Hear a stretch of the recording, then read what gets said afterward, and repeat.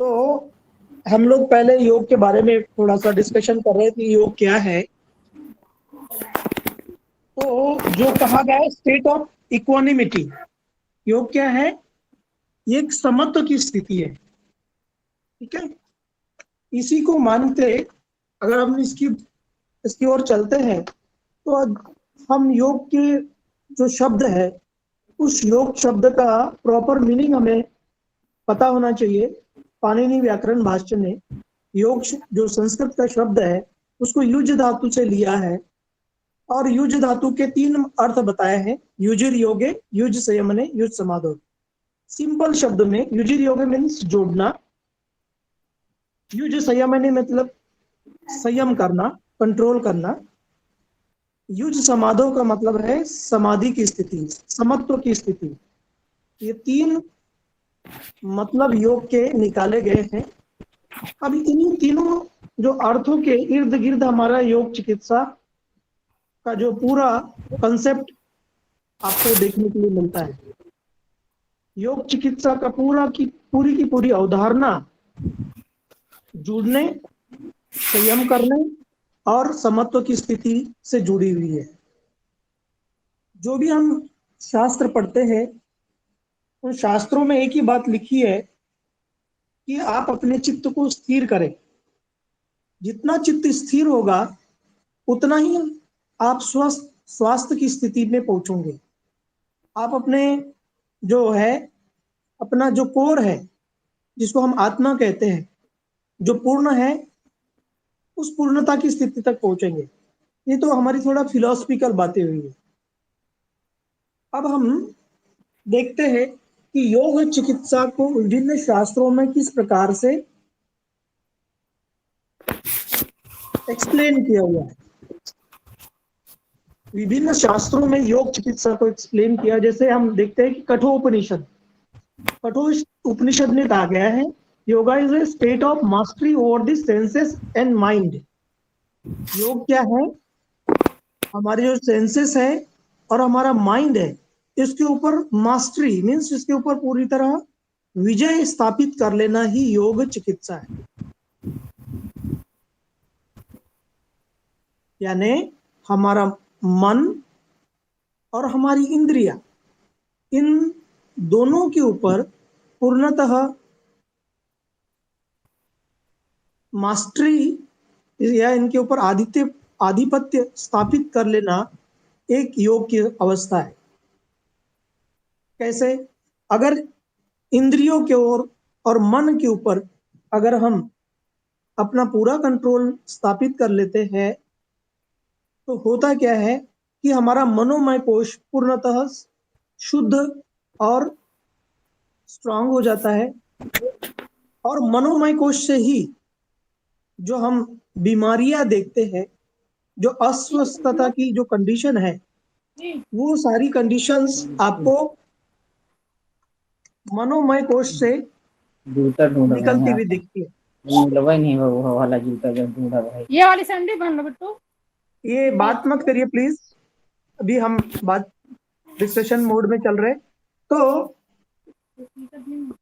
मनोमय कोश अगर स्थिर होगा, मनोमय कोश अगर स्वस्थ होगा तो निश्चित रूप से वहां जन्मने वाली जो समस्याएं है वो नहीं आएगी।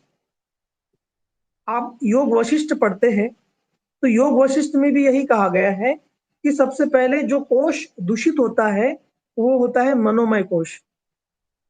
जब मन दूषित होता है तो उसके बाद में जो निचले निचले वाले जो कोश है, प्राणमय कोश और अन्नमय कोश, ये दोनों भी दूषित होना शुरू हो जाते हैं। मनोमय कोश के विकार प्राणमय कोश में आते हैं, प्राणमय कोश के विकार आपके अन्नमय कोश यानी शरीर में आते हैं। तो सबसे महत्वपूर्ण चीज क्या है? अपने मन को स्थिर करना।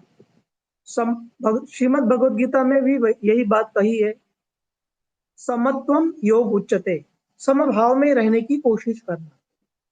मैं ये नहीं कहता कि समभाव में हमेशा रहा जा सकता है एक सामान्य व्यक्ति को, परंतु उसकी अप्रोच कैसी होना चाहिए समभाव में रहने की।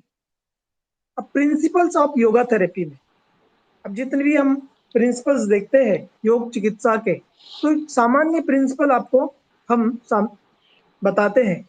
योग चिकित्सा में किन सिद्धांतों पे काम करते हैं? रिलैक्स द बॉडी, शरीर को विश्रांति की ओर ले जाते हैं। शरीर को विश्रांति की तरफ ले जाते हैं, क्योंकि शरीर विश्रांति की स्थिति में रहेगा, शरीर पूरी तरह रिलैक्स रहेगा, तो जो व्याधियां है वो कम होगी, क्योंकि जो हमारी नाड़ियां है, नाड़ियों में प्राण का प्रवाह प्रॉपर चलेगा, जिससे हमारी मसल्स रिलैक्स रहेगी, मसल्स स्मूथ रहेगी, मस्कुलर टेंशन नहीं रहेगा। दूसरा सिद्धांत है स्लो डाउन द ब्रीथ। हमारी श्वासों को कैसे करना है? धीरे करना है, रिदमिक करना है, व्यवस्थित करना है, कोऑर्डिनेटेड करना है। इससे क्या होगा कि हमारा मन भी स्थिर होगा, हमारी मन की चंचलता दूर होगी। दूसरा सिद्धांत आपको बताया स्लो डाउन द ब्रेथ। जितनी भी योगिक प्रैक्टिसेस हो रही है, जो कर रही है, या जो भी योग प्रैक्टिसेस करते हैं, उसमें ये विशेष रूप से श्वास की सजगता पे, ब्रीथ अवेयरनेस पे फोकस करते हैं। और ये कहा जाता है कि आप अपने श्वासों के प्रति सजग रहिए। आप जितने श्वासों के प्रति सजग रहेंगे, इतने ही आप वर्तमान में रहेंगे, कॉन्शियस रहेंगे, और आप अपने मन की गतिविधियों को देख पाओगे और अपने मन की गतिविधियों को कंट्रोल कर पाओगे श्वासों के माध्यम से। Hello sir. Sir hello. हाँ बोलिए। जिससे जैसे अनुलोम विलोम, ब्राह्मणी, ये सब जो क्रियाएं हैं, और हाँ ये इसमें कंपलसरी रहती ना? हाँ, हम आपको बाद में बताएंगे इसके बारे में। जी ये जी। प्रदीप लास्ट जी 10 मिनट मैं थोड़ा सा आपको ध्यान बात रखिए, बीच में नहीं बोलना है। लास्ट में आप मैं पूछिए जो भी पूछना है। मैं आपको बाद में इसको क्लियर करूंगा। अभी हम चल रहे हैं slow down the breath. Okay हम सर। श्वासों को क्या करना है? एक कंट्रोल वे में ले आना है, नियंत्रित वे में ले आना है, क्योंकि हमने हठयोग का सिद्धांत सुना है, चले बातें चले चित्तम, निश्चले निश्चलम भवे। Means controlling the mind by the controlling the breath. श्वासों को नियंत्रण में लाके हम मन को नियंत्रण में लाते हैं। श्रीमद् भगवद गीता में यही कहा गया है कि आप अभ्यास करें किस चीज का? श्वास को नियंत्रित, वायु को नियंत्रित करने का। वायु नियंत्रण से ही मन का नियंत्रण होगा। जब तक कि आपका श्वासों पे नियंत्रण नहीं आएगा, तब तक की सभी प्रकार की योग चिकित्सा निरर्थक है। तो इसलिए कहा गया है कि स्लो डाउन द ब्रीथ, अपने श्वासों को संतुलित करें और धीरे करें, ताकि आप सजग हो, क्योंकि श्वासों से ही जीवन की डोर जुड़ी हुई है। आपका शरीर और आपका मन और आपकी आत्मा, इन सबके बीच में एक सेतु का काम करता है, एक ब्रिज का काम करता है हमारी श्वास है, हमारे अंदर स्थित प्राण। इसलिए योग चिकित्सा में दूसरा महत्वपूर्ण जो फैक्टर है वो श्वासों पे नियंत्रण स्थापित करने का। यहाँ तक मेरी बात समझ में आ गई होगी। तो जो हम योग चिकित्सा देने वाले हैं, या जो योग चिकित्सा हम करने वाले हैं, या जो भी टाइप्स है योग चिकित्सा के, आगे की क्लासों में हम उसको डिस्कशन करेंगे। आज केवल सैद्धांतिक रूप से हम समझने की कोशिश कर रहे हैं। तीसरी बात है काम दी माइंड, मतलब मन को शांत करें। मन को क्या करना है? शांत करना है, क्योंकि बगैर मन शांत हुए हम सजगता, अवेयरनेस और इनर साइलेंस, इन चीजों को अनुभव नहीं कर सकते हैं। क्योंकि माइंड जो है ये सभी इंद्रियों का बॉस है। जो 10 इंद्रियां है आपकी, पंच ज्ञानेन्द्रिया और पंच कर्मेंद्रिया, इन 10 का जो बॉस है, जो मालिक है, वो माइंड है। और माइंड अगर अस्थिर रहेगा, जो इनको कंडक्ट करने वाला है वो अस्थिर रहेगा। ये जो 10 घोड़े हैं इंद्रिय रूपी, वो किधर भी भागेंगे, आपको टारगेट पे नहीं ले जाएंगे, आप स्वास्थ्य की स्थिति में नहीं ले जाएंगे, आपको अस्वस्थ कर देंगे। तो तीसरा महत्वपूर्ण फैक्टर है काम दी माइंड, मन को शांत करना। जैसे योग में हमने बताया था आपको, युज शब्द के 3 अर्थ, जुड़ना, दूसरा है संयम, तीसरा है समाधि। समाधि का मतलब है बैलेंस की condition, total control, total balancing condition, है ना। तो यहाँ पे ये तीनों सिद्धांत हमको देखने के लिए मिल रहे हैं कि योग चिकित्सा में क्या करना है, काम दी माइंड, मन को शांत करना है, संतुलित करना है। योग वशिष्ठ में भी यही कहा गया है। योग वशिष्ठ में क्या कहा गया है, yoga is a skilful and subtle process to calm down the mind. योग क्या है, एक ऐसी सूक्ष्म क्रिया है, एक ऐसा सूक्ष्म अभ्यास है जो हमारे मन को क्या करता है, शांत कर देता है। और यही आंतरिक शांति आपको ऑर्गेनाइज करता है, सुव्यवस्थित करता है। तो ये बेसिक प्रिंसिपल, बेसिक योग के प्रिंसिपल्स है। अब हम विभिन्न शास्त्रों के हिसाब से योगिक प्रिंसिपल्स के ऊपर चलेंगे। योगिक प्रिंसिपल्स क्या है, योगिक सिद्धांत क्या है, क्योंकि हम जब तक कि सिद्धांतों को नहीं समझेंगे, जब तक कि हम योग को नहीं समझेंगे, तब तक हम योगिक चिकित्सा के मर्म को नहीं समझ पाएंगे। हम बहुत ज्यादा मेडिकल की बातें करेंगे नहीं, क्योंकि हमारा फील्ड भी नहीं है मेडिकल। जो बेसिक योग थेरेपी है उसके फंडामेंटल सिद्धांत आप लोगों को समझाने की कोशिश करेंगे। सबसे पहले चलिए श्रीमद् भगवद गीता की ओर चलते हैं। श्रीमद् भगवद गीता के अनुसार हम योग को समझने की, योग चिकित्सा को समझने की कोशिश करते हैं। Lord according to Shrimad Bhagavad Gita, योग क्या है, yoga is a path to harmonise the body, mind and spirit. क्या करना है, किन चीजों को हार्मोनाइज करना है, बॉडी, माइंड एंड स्पिरिट। शरीर, मन और आत्मा को संतुलन की स्थिति में लाता है, ये योग है। और इसके लिए किन सिद्धांतों को दिया है, आपने सुना होगा, भगवद गीता के 6ठे चैप्टर में है एक सूत्र जिसमें योग चिकित्सा को समझा जा सकता है, जिसमें ये कहा गया है कि इन सिद्धांतों का पालन करेंगे तो सभी दुखों से आप मुक्त हो सकते हैं। तो रोग, बीमारी या डिसीज, ये भी क्या है, असंतुलन की स्थिति है। असंतुलन की स्थिति को हटाने के लिए क्या बोला है, युक्त आहार विहारस्य, युक्त चेष्टस्य कर्मसु, युक्त स्वप्नावबोधस्य योगो भवति दुःखः। मैंने 3 चीजों को पालन करना है।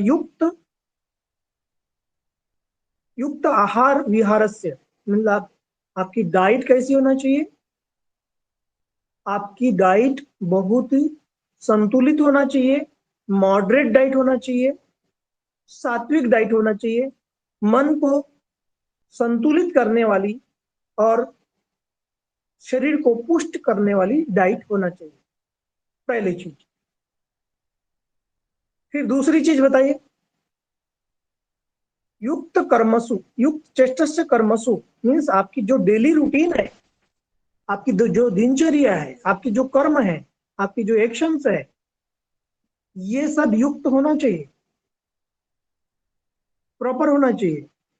आपके अगर कर्म गलत है, आपकी दिनचर्या गलत है, आपकी डेली एक्टिविटी गलत है, तो आप बीमारी को न्योता दे रहे। युक्त स्वप्नावबोधस्य, नेक्स्ट थर्ड इंपॉर्टेंट फैक्टर है, आपकी स्लीप जो है, आपकी निद्रा है, वो भी युक्त होना चाहिए।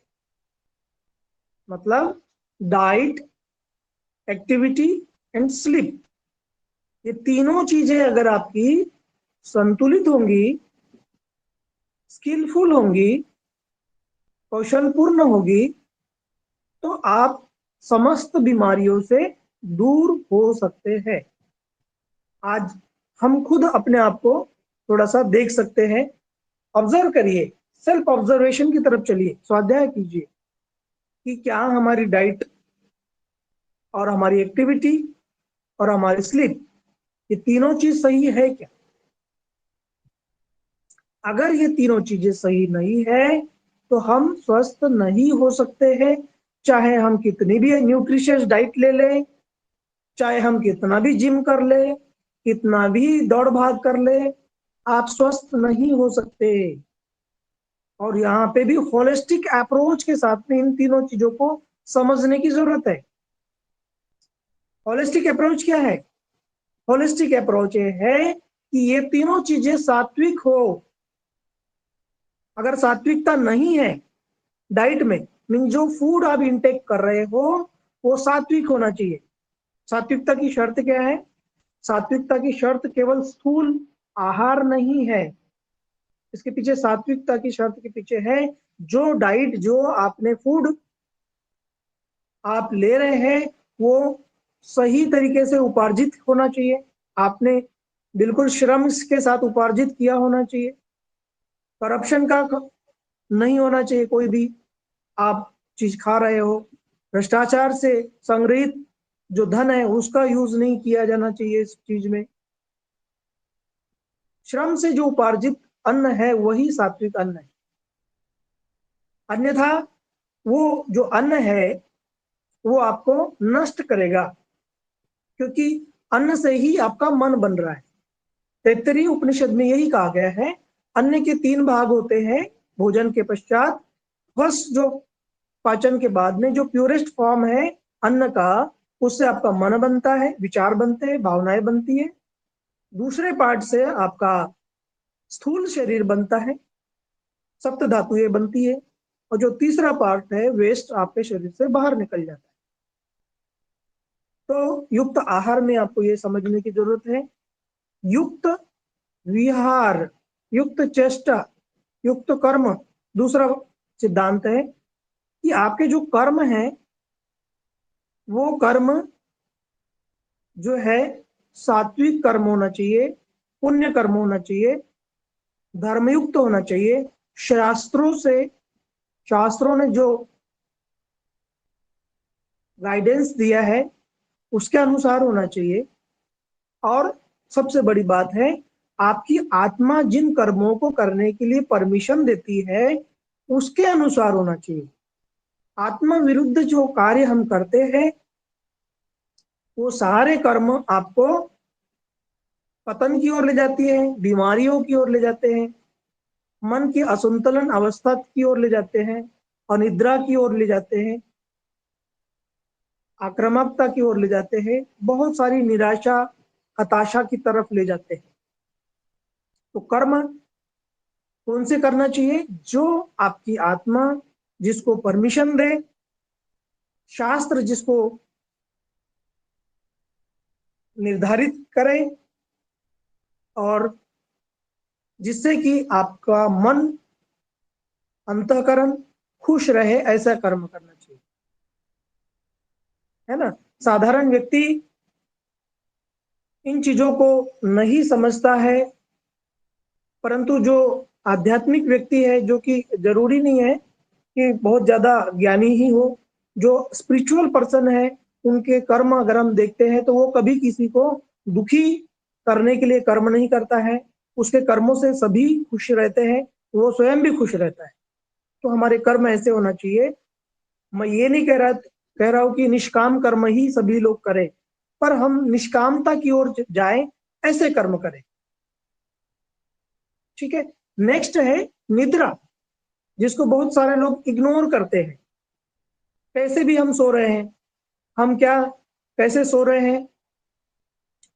हम निद्रा भी सात्विक, राजसिक और तामसिक टाइप की होती है। अगर आप तामसिक निद्रा लेते हैं, मीन्स कुछ भी बहुत ज्यादा टेंशन वाली चीजों को लेके हम सोते हैं, सोने के समय हमारे जो माइंड में तनाव युक्त विचार हो, टेंशन हो, चिंता हो, ईर्ष्या हो, जलन हो या अन्य ऐसे कोई विकार हो, इन चीजों को लेके सोएंगे तो हम तामसिक और राजसिक निद्रा को पाते हैं। और राजसिक और तामसिक निद्रा हमेशा अस्वस्थता की ओर ले चलती है, मन के असंतुलन की तरफ ले चलती है और आप बीमार पड़ते हैं। तो सोते समय आपके विचार शांत होना चाहिए, विचार और मन शांत होना चाहिए, मन के अंदर भावनाएं शुद्ध होना चाहिए और सोते समय कुछ उच्च स्तरीय भावनाओं के साथ आप सोइए। अगर आप ऐसा नहीं कर सकते हैं तो विचार शून्य अवस्था में रहने की कोशिश करें। इसके लिए हम योग निद्रा का अभ्यास करते हैं, प्राणायाम के कुछ सिंपल टाइप्स का अभ्यास करते हैं, प्राणायाम का, योग निद्रा का, या कोई म्यूजिक को का सहारा देते हुए अपने मन को संतुलित करते हुए सोइए। और ये भी साधन नहीं आपके पास नहीं है तो एक कोई विचार, अच्छे विचारों की पुस्तक, श्रीमद् भगवद गीता, पतंजलि योग सूत्र, श्री विवेकानंद साहित्य, श्री अरविंद साहित्य, कोई भी आध्यात्मिक पुस्तकों को पढ़ते हुए आप सोएंगे तो क्या होता है कि हमारा कॉन्शियस माइंड बिल्कुल शुद्ध विचारों से परिपूर्ण रहता है, तो हमारा सब कॉन्शियस माइंड भी स्थिर होता है और अनकॉन्शियस माइंड भी धीरे धीरे स्थिर रहता है। और इस प्रकार हम सात्विक निद्रा का यूज करते हैं, जिससे कि हम जब सात्विक निद्रा होगी, आपकी रात्रिचर्या अच्छी होगी, तो आप सुबह जब उठते हैं तो फ्रेश माइंड से उठते हैं। जो आपने विचार रात्रि में डाला है अपने मन में, वही विचार आपको सुबह में भी देखने के लिए मिलते हैं। अगर आप टेंशन के साथ सोए हैं तो टेंशन के साथ उठेंगे, आप शांति के साथ सोए हैं तो शांति के साथ उठेंगे। इसमें हम एग्जाम्पल देना चाहते हैं कि जो छोटे बच्चे होते हैं, जो सोते समय बिल्कुल विचार शून्य अवस्था में जाके सोते हैं, सुबह उठते हैं बहुत फ्रेश तरीके से उठते हैं गहरी नींद होने के बाद में, तो वो निद्रा आपको होना चाहिए। तो श्रीमद् भगवद गीता ने बेसिकली 3 सूत्र दिए हैं, वैसे तो और काफी सूत्र है, पर इन 3 चीजों को अगर हम मानते हैं, युक्त आहार, युक्त कर्म और युक्त निद्रा, तो हम स्वस्थ रह सकते हैं, बीमारियों से दूर रह सकते हैं। इसके अलावा नेक्स्ट हम सिद्धांत चलते हैं, महर्षि पतंजलि की तरफ चलते हैं। महर्षि पतंजलि क्या कहते हैं? महर्षि पतंजलि ने एक ही सूत्र दिया है, उस सूत्र को फिर एक्सप्लेन करने के लिए सिलसिलेवार बहुत सारे सूत्रों की रचना की है। और महर्षि पतंजलि का जो विज्ञान है, योग है, पूरा मन पे आधारित है। और इन्होंने कहा है योगः चित्त वृत्ति निरोधः। इनका जो सूत्र है, उन्होंने कहा योगः चित्त वृत्ति निरोधः, चित्त की वृत्तियों को निरुद्ध करना ही योग है। निरुद्ध का मतलब होता है रुकना, जब चित्त का मतलब होता है मन और अहंकार और जो हमारी अंतःकरण है, इन तीनों का समुच्चय चित्त है। तो अगर हमारा चित्त स्थिर रहता है, स्थिर अवस्था में रहता है, निरुद्ध अवस्था में रहता है, तो हम संपूर्णता में रहते हैं। जब हमारा चित्त स्थिर रहता है तो हम स्वास्थ्य की सबसे उत्तम अवस्था में रहते हैं, पूर्णतः स्वस्थ रहते हैं। होलिस्टिक हेल्थ हमारे अंदर दृष्टिगोचर होती है, दिखाई देती है। इसलिए कहते हैं तदा दृष्टु स्वरूप अवस्थानम। जब हमारा चित्त स्थिर रहता है तो हम अपने स्वरूप में स्थिर रहते हैं। अपना स्वरूप कैसा है? पूर्णतः स्वस्थ है, पूर्ण है। अपना स्वरूप का मतलब आत्म की आत्म स्थिति, वो पूर्णतः स्वस्थ है, आनंदमय है, जहां किसी प्रकार की कोई टेंशन नहीं। अगर चित्त स्थिर नहीं रहेगा तब क्या होगा? वृत्ति सारूप्य मित्रत्व। अगले सूत्र में उन्होंने कहा है अगर आपका चित्त स्थिर नहीं रहता है, आपका मन स्थिर नहीं रहता है, आपके विचार कंट्रोल नहीं रहते हैं, तो क्या होगा? फिर कहता है कि वृत्ति सारूप्य मित्रत्व मीन्स फिर आप कैसे रहेंगे? जैसी आपकी वृत्ति रहेगी आप वैसे ही स्थिति को पाएंगे। जैसे फिर वृत्तियां कौन सी होती है? वृत्तियां तो प्रमाण, विपर्य, विकल्प, निद्रा, स्मृति, ये 5 प्रकार की वृत्तियां हैं। इन पांचों में भी क्लिष्ट है और अक्लिष्ट है। तो फिर हमारी स्थिति उसके अनुसार होगी। क्लिष्ट स्थिति होगी तो हम बहुत ज्यादा दुखी रहेंगे, परेशानियों में रहेंगे, दर्द में रहेंगे। सब कुछ है हमारे पास पर सुख नहीं रहेगा, आनंद नहीं रहेगा, स्वास्थ्य नहीं रहेगा। इसलिए कहते हैं महर्षि पतंजलि कि मन को हार्मोनाइज करिए, हार्मोनाइज द माइंड। माइंड को, मन को संतुलित कीजिए, शांत कीजिए। इसमें ही सभी प्रकार का स्वास्थ्य है। आज हम लोग देखते हैं कि आज हम लोग बहुत ज्यादा मटेरियलिस्टिक सोच के हो गए, बहुत ज्यादा जो है भोगवादी हो चुके हैं, और उसी के कारण हम लोग अपने व्यक्तित्व की केवल एक ही परत को समझ रहे हैं, जो कि है स्थूल अन्नमय कोश, जो दिखाई देता है, जो 10 इंद्रियां हैं और मन है, केवल उसी के प्रति हम सजग है। इंद्रियां खुश हो, मन खुश हो, और जितनी भी हमारी एक्टिविटीज है वो इसी के अनुसार काम कर रही है। जितने भी हमारे शोध अनुसंधान हो रहे हैं पिछले 300 सालों में, 250-300 सालों में जितनी भी रिसर्च हुई है, उसमें 99% रिसर्च सुख के लिए हुई है कि कैसे शरीर, कैसे व्यक्ति को, इंसान को सुखी और रखे, ज्यादा से ज्यादा सुख। वो कौन सा सुख है? जो हमारे सेंसरी ऑर्गन्स को ज्यादा से ज्यादा जो एंजॉय दे सकता है, ऐसे सुख का के ऊपर शोध हुआ है।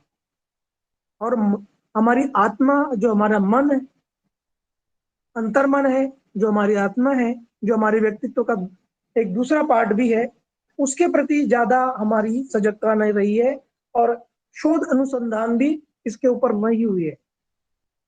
इसलिए भी इतना विकास के बाद में भी आज इंसान दुखी है, बीमार है, अस्वस्थ है।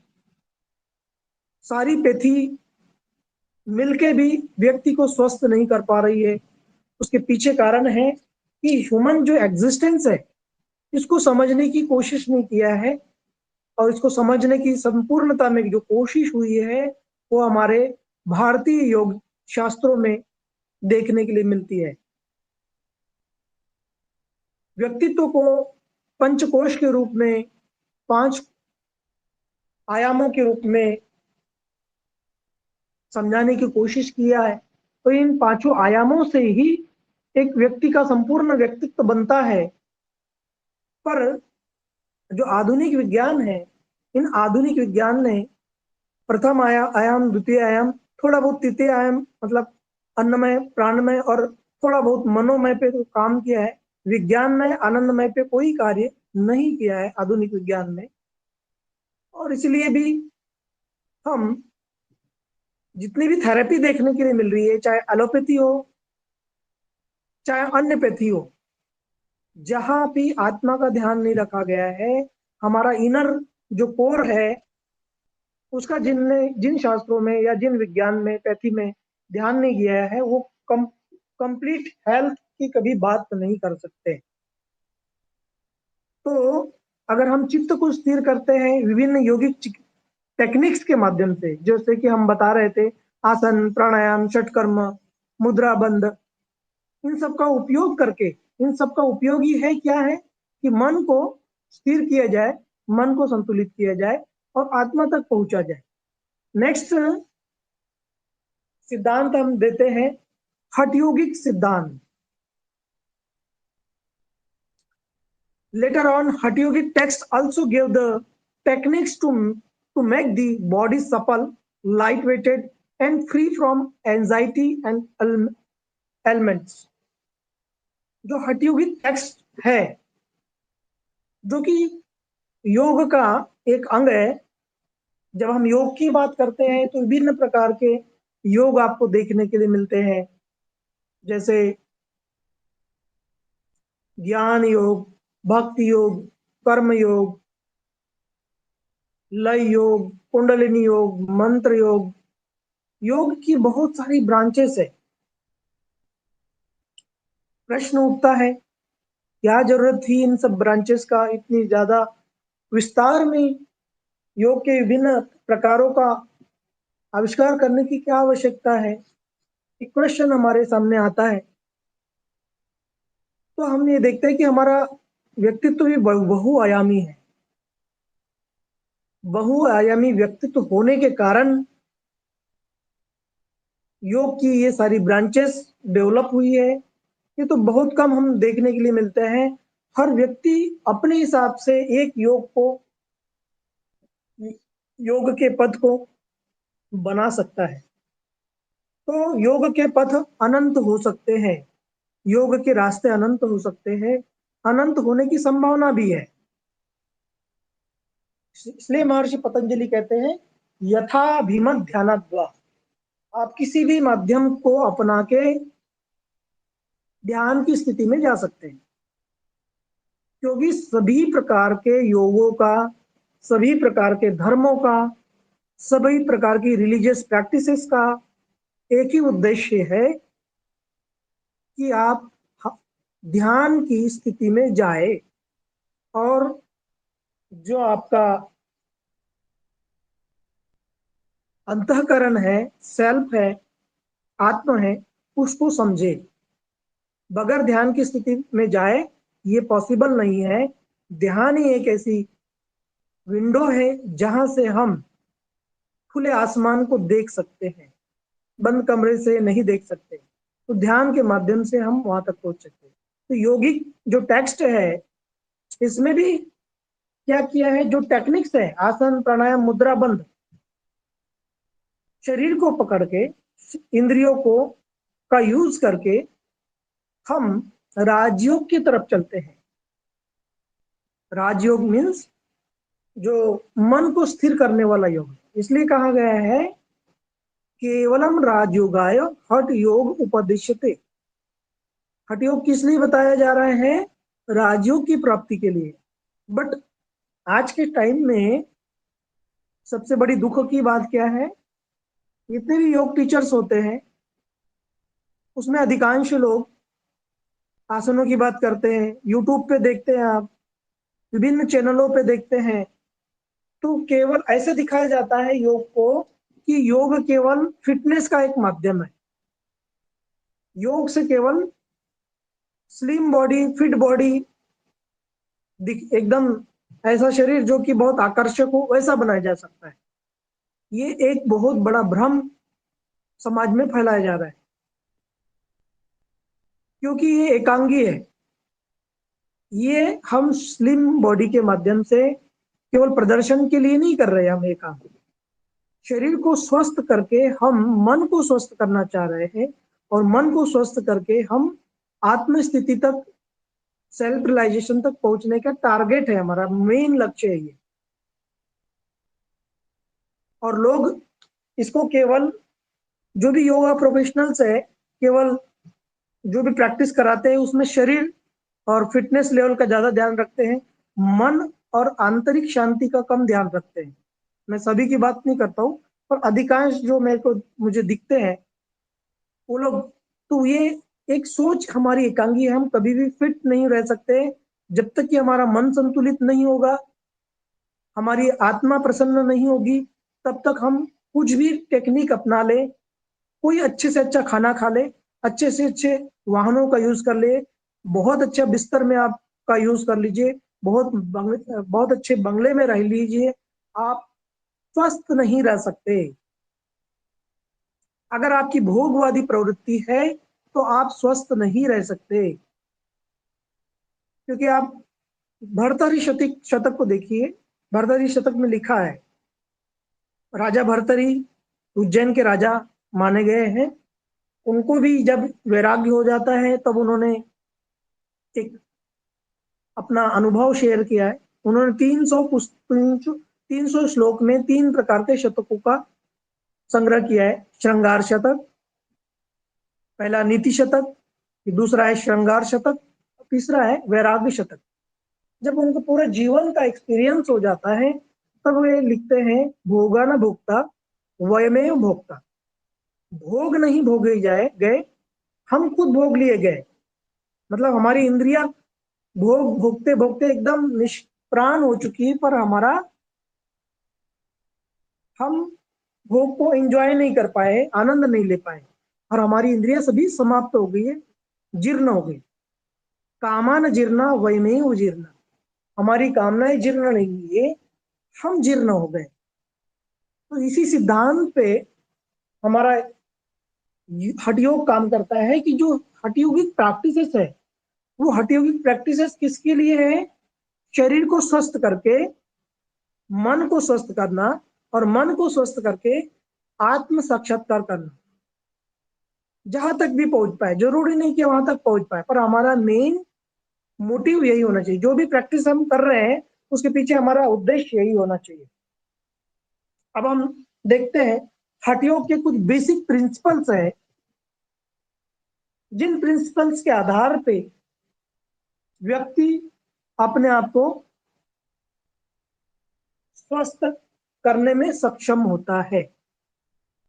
वो कौन से प्रिंसिपल्स है? तो बेसिक प्रिंसिपल्स हम देखते हैं। पहला है, हमने आप हठयोग प्रदीपिका पढ़िए या अन्य हठयोग के शास्त्र पढ़िए, तो उसमें कहा गया है, क्या कहा गया है कि प्राणायाम करिए। जितना प्राण को संग्रहित करोगे शरीर के अंदर, उतना ही आप स्वस्थ रहोगे। तो पहला प्रिंसिपल है enhancing the vital energy, enhancing the vital energy. प्राण शक्ति को का ऊर्ध्व, प्राण शक्ति को की वृद्धि करना अपने शरीर में। बीमारियों का नाम क्या है? जहां प्राण कम है, जहां शक्ति की कमी है, जहां वीकनेसेस है, वहां सारी बीमारियां है।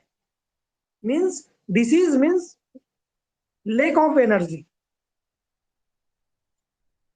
मतलब जहां ऊर्जा की कमी है वही बीमारियां है। हड्डियों का सीधा सिद्धांत है। अगर आपके शरीर में ऊर्जा की कमी है तो आप बहुत ही जल्दी अस्वस्थ हो जाओगे, क्योंकि जितने भी रोगाणु, कीटाणु, विजातीय द्रव्य वहीं पे संग्रहित होते हैं जहां प्राण नहीं है। जहां प्राण है वहां कोई कीटाणु नहीं रह सकता, कोई विजातीय द्रव्य रुक नहीं सकता। तो पहला कार्य क्या है हठयोगिक प्रैक्टिसेस का? प्राण शक्ति से संपन्न होना, प्राण से परिपूर्ण होना फर्स्ट, यानी प्राण शक्ति का ऊर्ध्वगमन। Enhancing the vital energy through the practice of योग।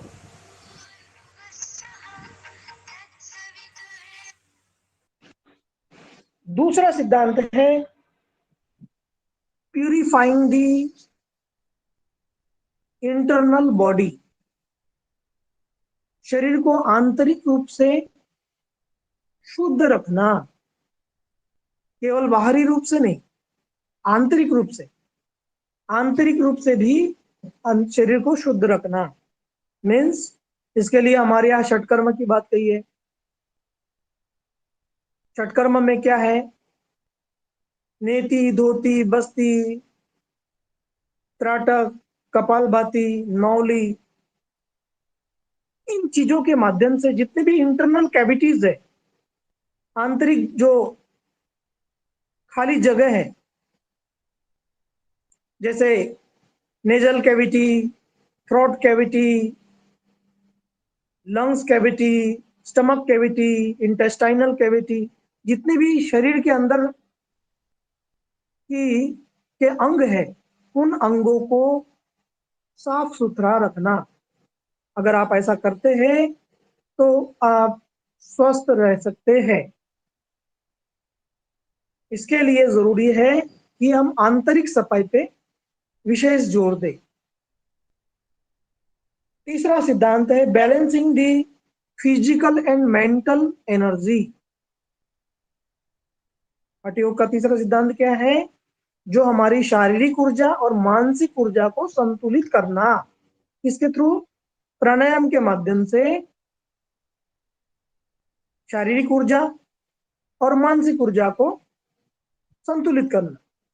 शारीरिक ऊर्जा आपका जो, जब हम प्राणायाम करते हैं तो जो हम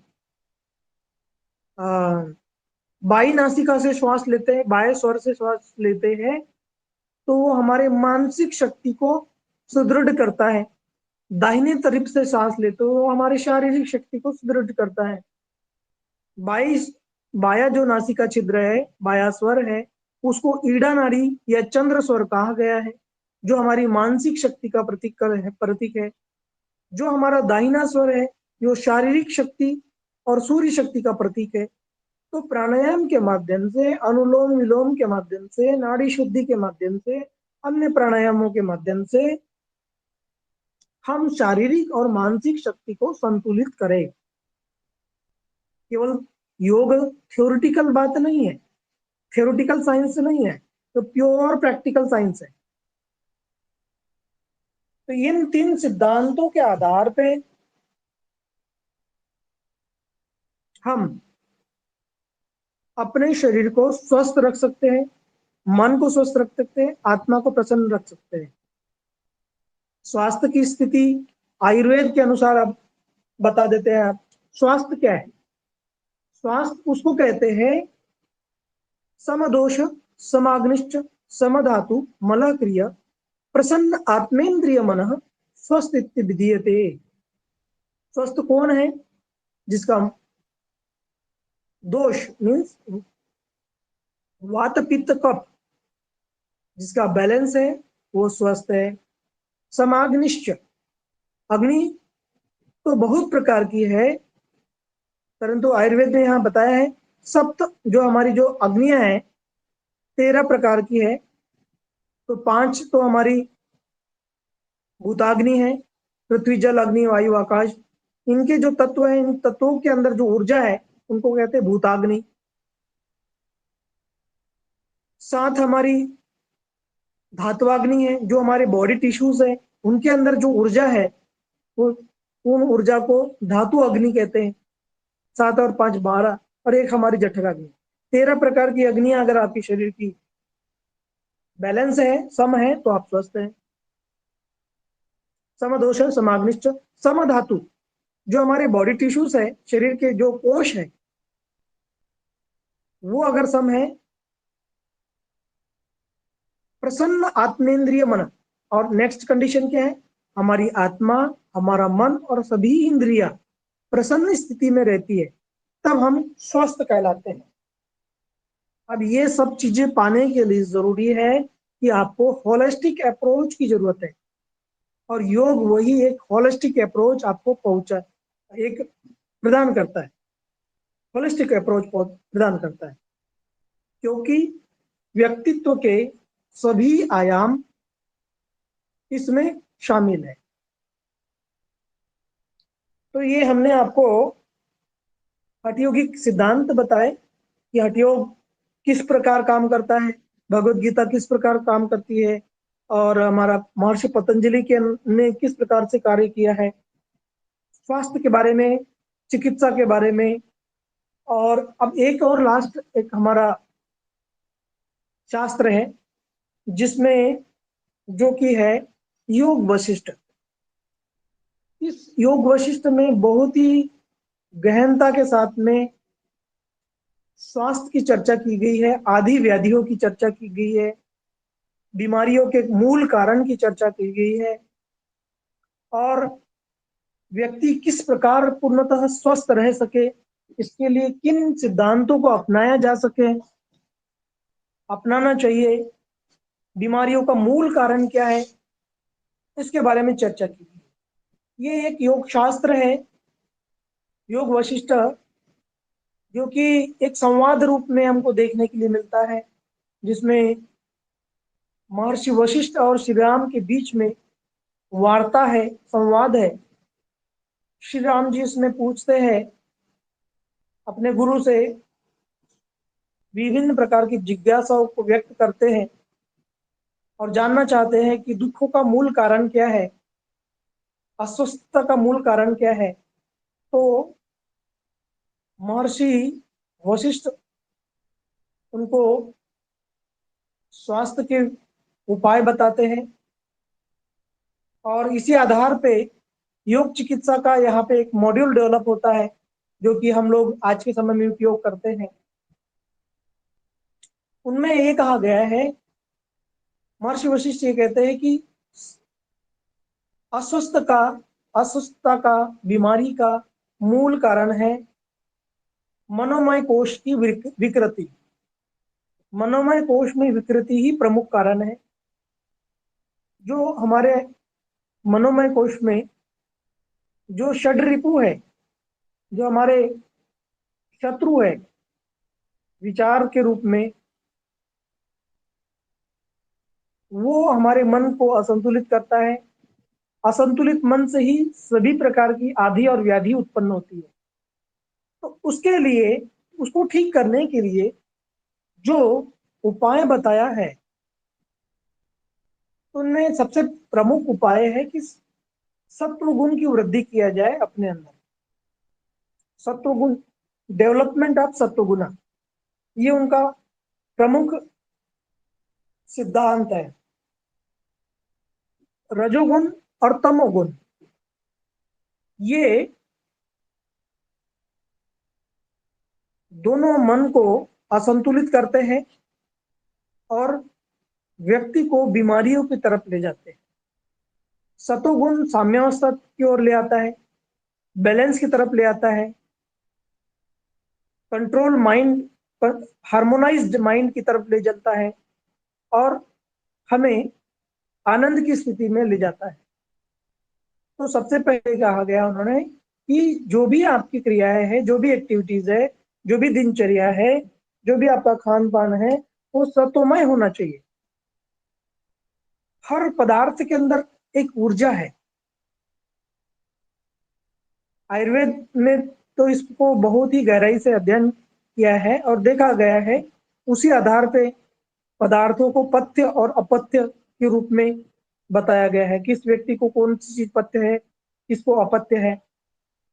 ऐसे ही महर्षि वशिष्ठ ने स्वास्थ्य के लिए सत्वगुण के विकास के ऊपर महत्वपूर्ण बल दिया है, और आहार और योग साधना के द्वारा व्यक्ति अपने अंदर सत्वगुण डेवलप कर सकता है। आहार, निद्रा और योग साधना के द्वारा सत्वगुण डेवलप कर सकता है। तो सत्वगुण डेवलप करने के लिए विशेष जोर देते हुए कहा गया है कि आप व्यक्ति अपनी आहार को, अपनी निद्रा को, अपनी दिनचर्या को अगर हम सत्वगुण से परिपूर्ण करते हैं तो व्यक्ति स्वस्थ हो सकता है। तो ये सिद्धांत हमने योग वशिष्ठ का भी दिया है। चाहे तो हम इसको बहुत डिटेल में और भी बता सकते हैं।